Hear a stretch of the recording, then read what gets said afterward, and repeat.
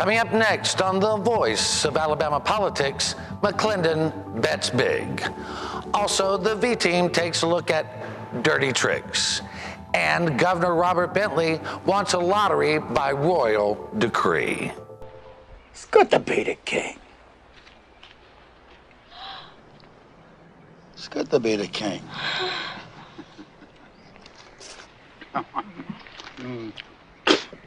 It's good to be the king.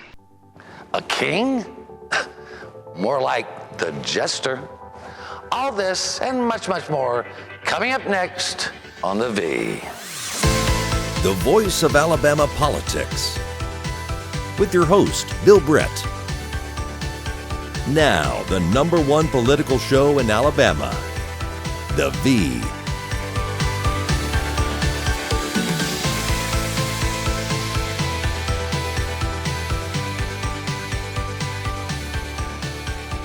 Welcome to The Voice of Alabama Politics, where we tackle the tough issues so you have the hard facts. I'm your host, Bill Britt, and as always, I'm joined by the V team. Welcome all. How's it going? Thanks for having us. We are very excited to announce that the V is back statewide. We're on ABC 3340 coming out of the Birmingham area. We are also on Fox 10 coming out of the Mobile area, and we are on the Alabama Cable Network, which goes throughout the state. We will also next week be on WFFA, is it, Susan? WAFF. AFF in Huntsville, and also the Dothan station. So we have a lot more to look forward to and a lot more growth going on. And I want to say thank you to all the crew that stuck with us through these hard times. Jonathan Barbie, Joel Brewer, Jack, Beth, Claire. We took quite a hit a while back, but we all stuck it out because we're just stubborn as we can be. And I want to thank each and every one of you for sticking with us. Well, we're excited about our viewers who stuck with us. You know, folks up in Mobile, down in Mobile and up in Huntsville have been trying to get us on YouTube. So the good news now is my mom can actually watch us on TV because she had to learn how to use the YouTubes to be able to, Right. Can't teach an old dog new tricks. Well, evidently. She figured it out. Yeah, she did. Well, she has to be pretty smart to have you. I think she's worked hard. It's good what a leadership change can do. It is. You know, what does that Barney Fife used to say? When the old iron door clangs shut. Things change. No offense, Mike, but we're glad you're gone. Hopefully should. You know, I tell you what, this week we went to a press conference with Senator Dr. McClendon, Jim McClendon from Springville. He has come up with a lottery plan of his own, and he's carrying that in the Senate, and he's also going to carry a lottery plan by Governor Bentley. There are some vast differences in the plan, and mainly that his bill gets money into the general fund immediately and handles the Medicaid problem that we're facing. Susan, tell us a little bit about it. Well, first of all, the Bentley plan looks to bring in around $200+ million. The McClendon plan looks to bring in $400+ million. There's quite a difference there. And that's annually? That's annually. $100 million of which will be put into education annually. Only in the McClendon plan, though, right? Only McClendon plan, the Bentley plan everything goes into the general fund on that one. He also has a $75 million bond attached to this so that we can go ahead and bail out Medicaid now, and it'll be paid for with the proceeds of the future lottery. Jack, you've known Jim McClendon for a long time. I mean, he's a stalwart Republican conservative. He's a stand-up guy that, and listen, I wouldn't think that, you know, Jim comes from a very conservative area, and he's a very conservative guy. But, you know, I don't think the lottery is a conservative and liberal issue. It's an issue that, you know, we got to look at objectively. We've got to raise some money in this state. If not, our roads are going to continue to be bad. Our prisons are going to be under federal jurisdiction, and our education system, which is already in the tank, is going to get worse. So this is a viable plan. And the health of the state is going to go down. Beth, you know, you're hearing from Democrats. What are you hearing out there? Well, you know, we have been pushing for a lottery since, you know, the Ron Sparks era was all about, you know, a lottery for education. And I think that we've got a lot of Democrats who are upset that the governor's plan is only going to the general fund. You know, when we look at what's sucking our general fund dry, It's prisons and Medicaid, as Jack said. Well, what does education solve? It solves poverty and it reduces crime. So if we put money into education, it's an investment into the future. So I'm not voting for a lottery bill that doesn't put money in education. Well, and I think a lot of folks feel that way, Jack. I mean, Georgia's lottery, they've got like $1 billion for education. They don't even know what to do with it. I mean, it's crazy. And, you know, that's the thing, Susan. People want to vote. Whether you were for it or against it, people ought to vote. Bentley said he'd let them vote. He did. He did. He said all along that he wanted the people to vote. He wanted the people to vote. Well, now's the opportunity. And we've heard from people all over the state, from all walks of life, who said whether they're for it or against it, it's time for the people of Alabama to have a vote and a say in this matter. But, go ahead, Jack. Well, I think, you know, the problem with Siegelman's lottery in '99 was it wasn't nailed down tightly enough, and people didn't trust the way it was set up. I think this is a much more palatable bill for the masses. I mean, it's funny though, you know, Susan, you're saying the governor's been saying this whole time, like, let's let the people vote. But, you know, we had a big story breakup in Birmingham this week where the chair of, I think it's the Middle Alabama Republican Club, sent out a letter saying that she needed the legislature to postpone this vote from the 2016 general election ballot because they're afraid it will draw out Democrats to the polls. You know, and I know a lot of Democrats against the lottery, but these are the same comments that got Scott Beeson in trouble, and he used them a little more harshly. But, you know, this is interesting that now we've got Republicans saying, whoa, let's spend some extra money and have a special election so that we don't have to deal with this on a general election. But that's $3 to $4 million for a special election. We don't have. It's going to come out of the general fund budget. We're already in the deficit with the general fund budget now. And, you know, McClendon covered this at his presser. He said, look, I know there's some of my Republican friends that don't want this to be on the general fund ballot because they're afraid it's going to bring out Democrats. And he said, when did Republicans not want all the people to vote? Exactly. And I'll tell you, the one thing that's going to bring out Democrats is Donald Trump. It's not the lottery. We're not going there. We're not going there. We're not going there. I tell you, this is just, I think McClendon's bill is the best thing I have seen, and I think it does the most for the people of Alabama and for the children. The Porch Creek have already said if it has the gaming terminals. The terminals in it, that they're going to oppose it.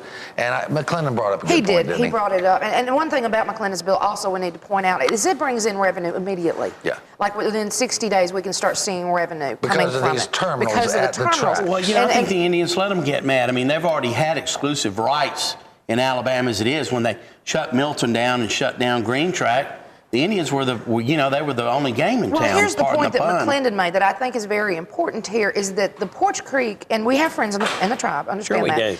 Do. But, you know, the Porch Creek, through gaming, have been able to give full coverage to their children for health insurance.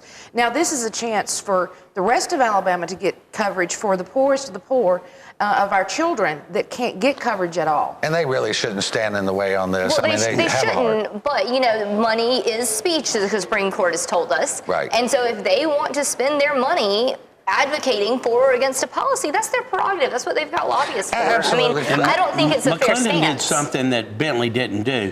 He talked to every senator and said, what can I put in the bill that's going to make you support it? And they ironed out all the potential down the road problems. Bentley kind of did it by decree. Well, yeah, decree is a good word. He, as the chief magistrate, he thinks that means I'm potentate or king or something. But I tell you what we've heard and what's most disturbing is that this is a bill that is backed by Rebecca Caldwell Mason, the woman who was supposed to have left government office, and she is still advising the governor, we hear, and still showing up at the Capitol. We're going to have to leave it right there. You're watching the voice of Alabama politics. We'll be right back with more news and analysis. The octopus has many tentacles.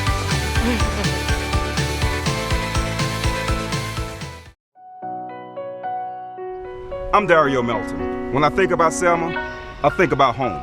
This is the neighborhood that I grew up in. Like so many other kids, this is where my hopes and dreams came alive. I believe that we can do big, important things right here in Selma. I believe we can work together to grow Selma from our roots out, building a city we can all be proud to call home, with safe streets, quality schools, and 21st century jobs.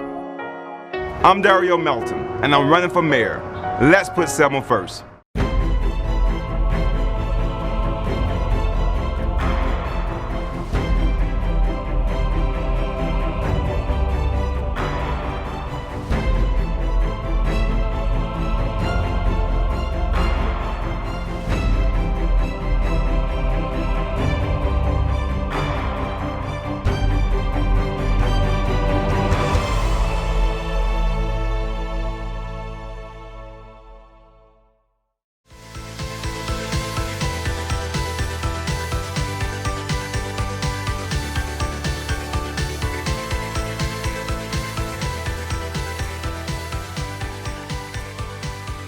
Welcome back to the voice of Alabama politics. Beth, this week, Chief Justice Roy Moore appeared before the Court of the Judiciary to ask that the charges brought against him by the Judicial Inquiry Commission be dismissed. The jury, the JIC asked that they have summary judgment and convict him right then and there. Neither happened, did it? Right, and I think that was the right decision. Let's take this to trial. Let's let this get fleshed out in a courtroom. Let's actually see what the facts are here. And I think that the thing is, if Roy Moore gets pulled from the bench again, he's going to be the next governor of Alabama. So we need to be fully aware of the consequences here. I agree with Beth. Well, I mean, Jack, you see Moore as a certain way, and I see him a certain way, and we don't always agree on that. But what's your take on this? Well, I just wish that, in Canon 7 of the Code of Judicial Ethics, you're not really supposed to make public comments about issues that could come before your court. Mm-hmm. And Moore clearly did when he spoke out before on the Ten Commandments, and now he's talking about the gay marriage issue. He really has to be more careful. And I don't think he ought to be kicked off the bench. I think he ought to have his wrist slapped, but you really can't continue doing that. I mean, people don't look at you objectively, and in politics, perception is truth. Well, and I agree. Absolutely. I mean, he has made statements that seem outlandish to some folks, some of my friends, but he also has made statements that are clearly shared by the majority of the people that are voted for him to be Chief Justice. Now, my problem with the whole thing is JIC itself. You have an appointed commission or committee that can charge a judge, an elected judge, and then they go to an appointed court to be tried by a hired gun. I mean, I just have a problem with that. We elect our judge, you don't like him, get rid of him, through election or through criminal proceedings.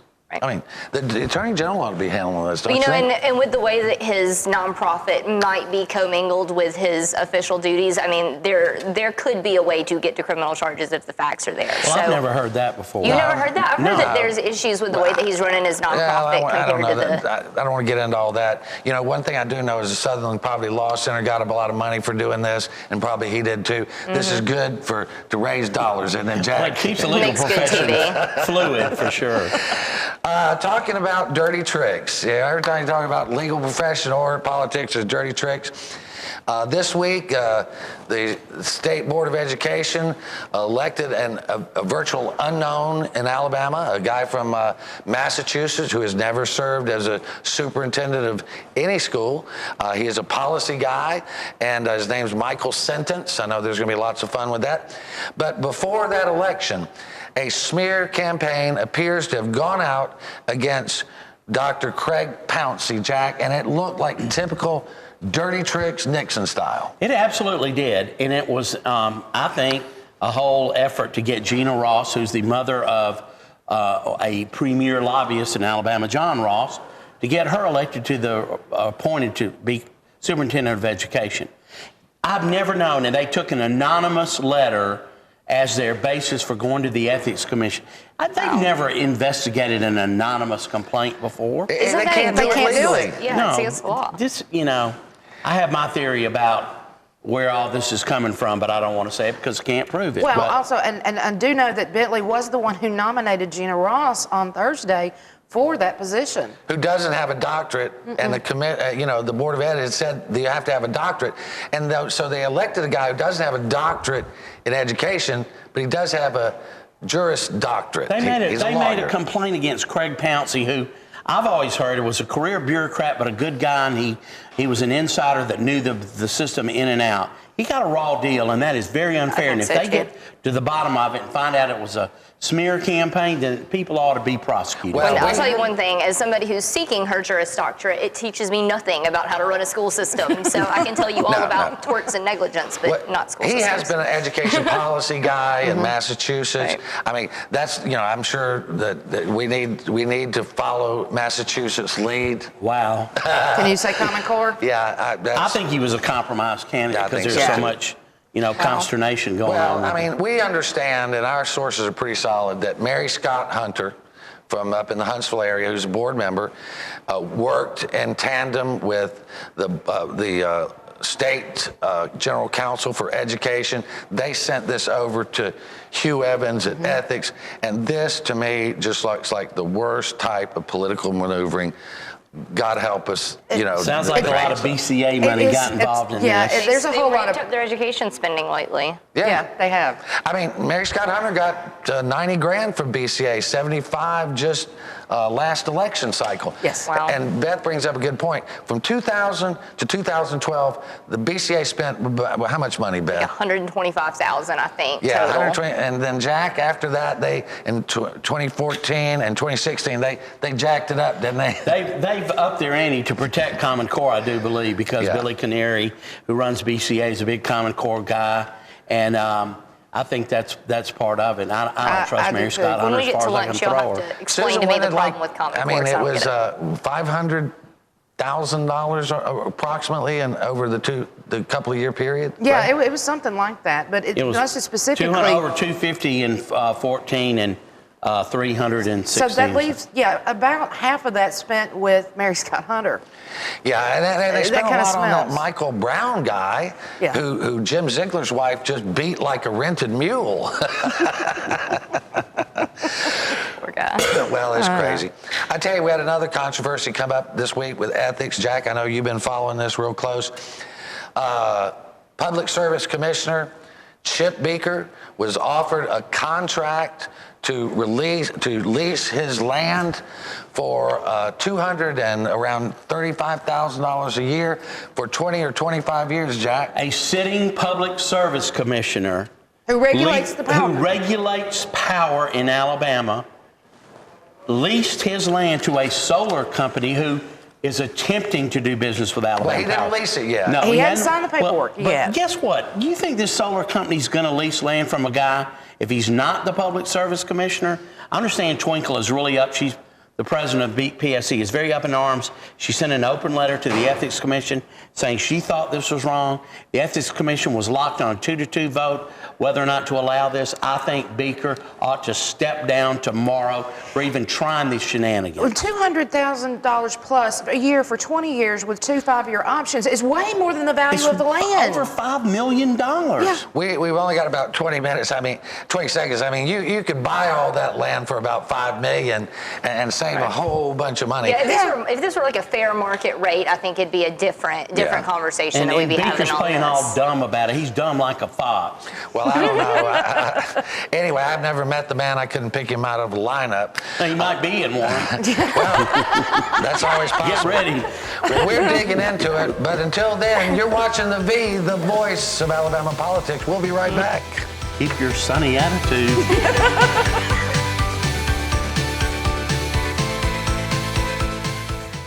It's time to take a road trip. In Alabama, the road and the restaurants are calling. We've elevated barbecue to an art form, a meat masterpiece. Fine dining your thing? National awards are putting us on the map. Because everything's fresh and local. And if you like your dinner with a view, well, you can't beat this. Alabama has a road trip with your name on it. Which one you gonna take?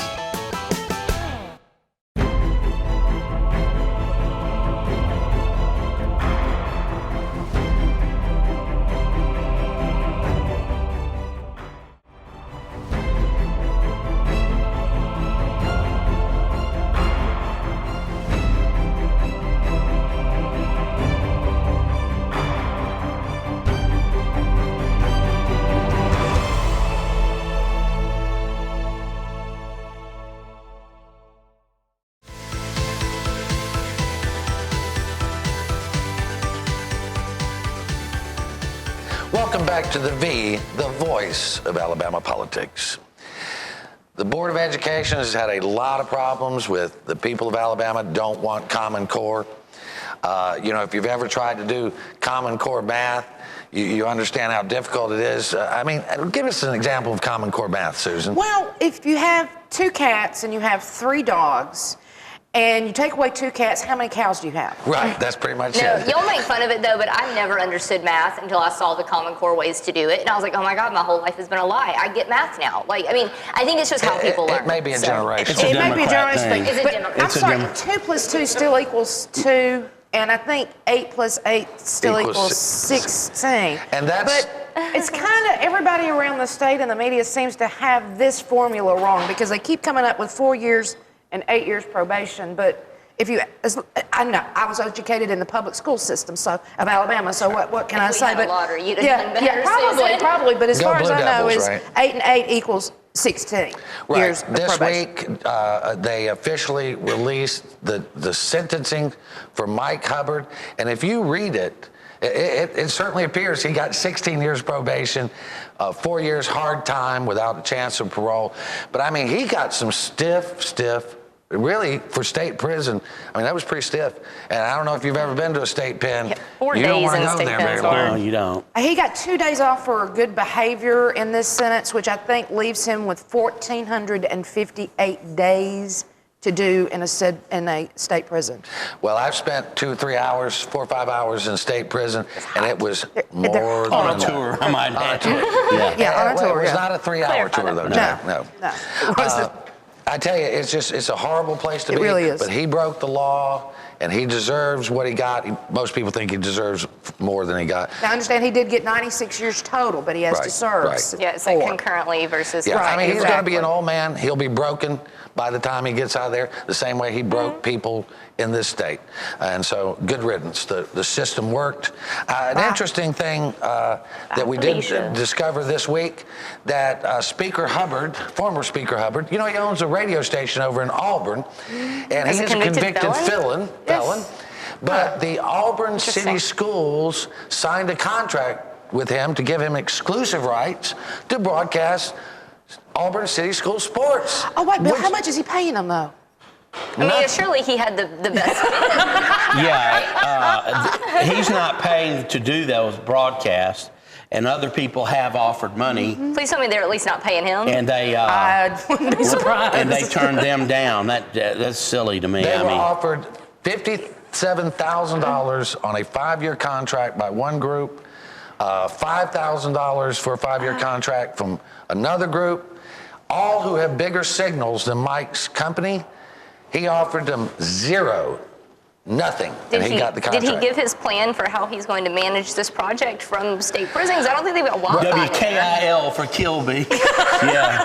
Well, the fact is, it is a felon cannot own a radio license. No, the FCC is totally, there's rules against that. And I think Inspector there Clouseau, are. do you have a license for your radio station? I don't own a radio station.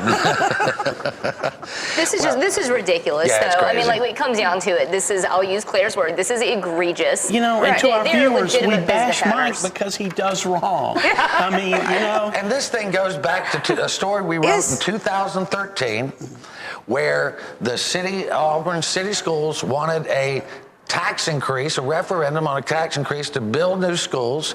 And this lady, Miss Delano, who's the head of it, went to Mike, and from our sources, Mike agreed that he would let her have her tax referendum if he got the rights to Auburn School broadcasting their sports. And if He you look agreed, at. I'm sorry, wait, let's clarify this. He agreed to, because that was a local bill, right? Right. That he had Yeah. passed. He agreed to pass legislation in exchange for personal contracts for Sound his company. familiar?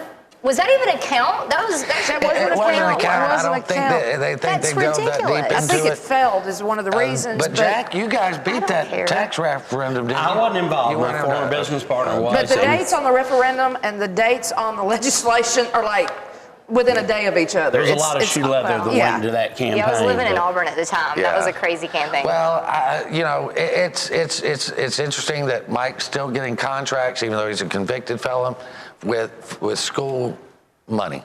I just find it Tax bizarre. dollars. We got just a few more minutes here left, and I want to talk about the STARS program. The STARS is an accounting system, a $47 million no-bid contract. The state got this system. It's questionable. But Susan, you got to sign up as a vendor over the last couple of weeks. Tell us about your experience. I did. Well, there's not enough words in the English language for that. But anyway, let's say it was an experience in itself, and we did not get off to a really good start. This is for vendors who do business with the state of Wisconsin. We have managed to be able to land a contract with the state, and they took our bid. And so I decided to take the vendor's experience of how this actually works when you're trying to sign up. It took me over an hour to sign up as a vendor because the system is so antiquated, the type is so small, their buttons jump all over the place. It's just, and I can't imagine, I sit behind a computer all day and do passwords and all of this. I can't imagine when somebody like a road builder is going through. And forget it, if you got a smartphone and you try to do it on your smartphone, throw it out. You just cancel your contract now because you can't do it. Because you're a high techie kind of person. Yeah, you know all the techie things. And this was supposed to streamline the process. Streamline the process. And it has been a disaster. It took me 15 minutes to figure out how to do the password the way they wanted it. Yeah, we did give us an example of the password. So. Let's say, okay, so it says you put in password and then you re-enter your password. It's like any normal, right? It said, so it's through an error. It said password error. It must contain a letter between A and Z. Well, I had 7 perfectly good letters between A and Z. Plus, I had 4 numbers. Are there any other letters beside A through Z? Yeah, and I had 4 numbers in there because I've been through the password police before, okay? And finally, I sat there and thought about it for a little while, and I realized, oh, they mean they want a capital. But it didn't tell you that. But it doesn't tell you that. So how is somebody out here just doing it? How are they going to figure this out? And, you know, this thing has cost over $47 million. It still doesn't work. And Beth, we're still hearing that hundreds of thousands of dollars is not being paid through interagency transfers. Right. I mean, this is, like we've said 1,000 times on this show, you know, we could have paid somebody to sit there and manually write all these checks for the amount of time. We could have gone this back and chiseled this out in stone and given everybody their payment in, you know, berries we grew ourselves by the time we got this figured out. This is ridiculous. One last little thing. When I called the client to tell them that I had the number and gave them the number, they said it didn't work. $47 million on a no-bid contract That doesn't work. is It doesn't work. absolutely outrageous. It is. Well, that's going to be the last word. You've been watching the V, the voice of Alabama politics. You watch us because we watch them. Jack got the last word this week.